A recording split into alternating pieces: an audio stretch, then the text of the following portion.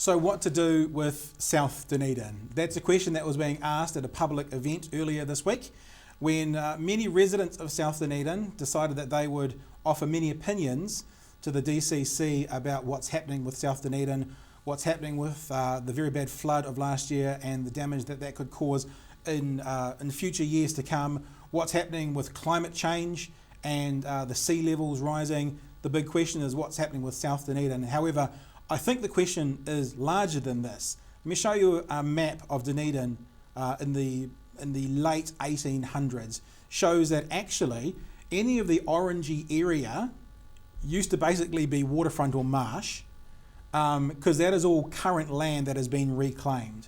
Reclaimed land, as we know from what's happened in Christchurch earthquakes of recent times, can be a problem. Reclaimed land is actually, I think, what the whole city should be talking about. But as I said, the focus at the moment is certainly on South Dunedin and the issues around the floods that they had last year and where to from here. A couple of interesting points on this one. I know, for example, in the market for a house, and we won't look anywhere around there now. And the thing about it is, you know, some of those areas are just beautiful down by the beach. They're just wonderful, wonderful areas. And, you know, 10 years or so ago, these things would be fetching decent coin.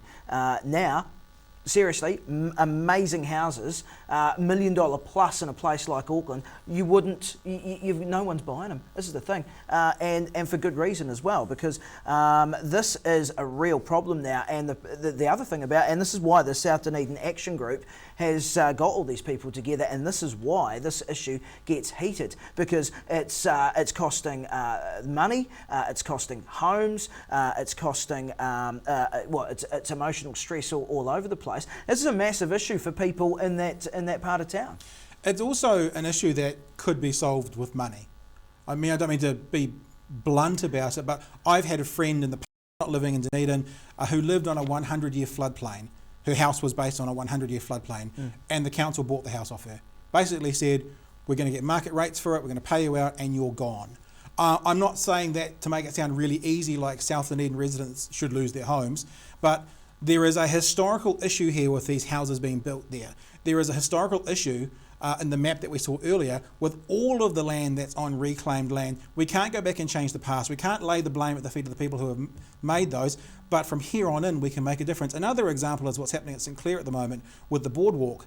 I mean, whatever moron thought that the sea wouldn't win that battle to build the boardwalk as it's been built, you know, I just have no idea. You stand down there for 5 minutes and you see 40 waves coming straight off Antarctica with more force than a car going 100 hitting that wall. Whatever idiot thought that would be a good idea and we can keep this, you know, piece of environment away. It's an issue that now has to be solved, you know, today and look forward. I feel a bit the same with South Dunedin because, to be honest, if your house is at sea level, and many of the houses are. In fact, I think they've found over 3,000 houses that were 50 centimetres or below sea level. Yep.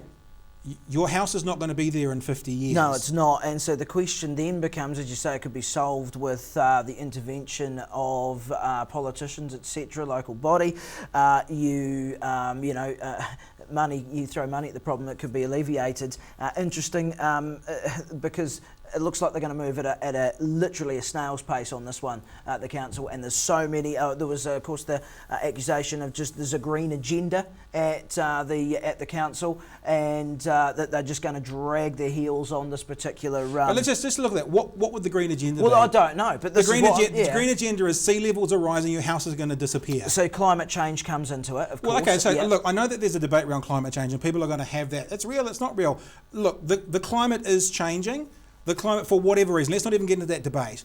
Let's accept that sea levels are going to rise, whether it's a metre or 50 centimetres or 25 or whatever.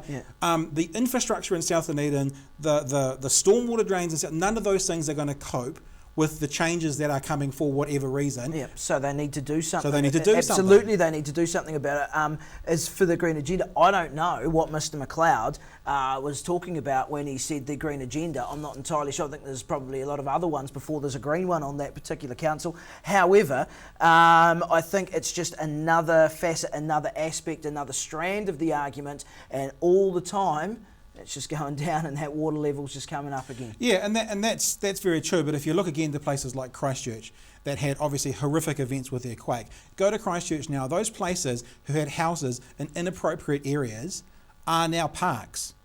They're not houses there anymore. So the time's going to have to come where they say, and here line in the sand time and say inappropriate area for housing, and you have to move off it. There's going to be a time when that comes. Well, it's a fence at the top of the cliff, i.e. let's address it before this gets flooded 7 more times, or an ambulance at the bottom of the cliff where basically the houses are so ruined they have to move anyway. Wouldn't it make sense now to have, you know, an agenda put forward that is actually, say, a 10-year plan to sort this out? Local body elections are coming up. That's a good platform to stand on, eh? And just speaking of that, maybe we'll leave it on the David Cull, the current mayor, what he said at the meeting. He wasn't able to be there, but he sent along a meeting. He did acknowledge the issue. Naturally, people in the community are still very concerned about the risks facing the area. Whilst I can't give you a guarantee about what will happen in the future, I can assure you that Council and I are taking the risks very seriously. So we would say to Mayor Dave Cull, if you are taking it very seriously, then action speaks louder than words.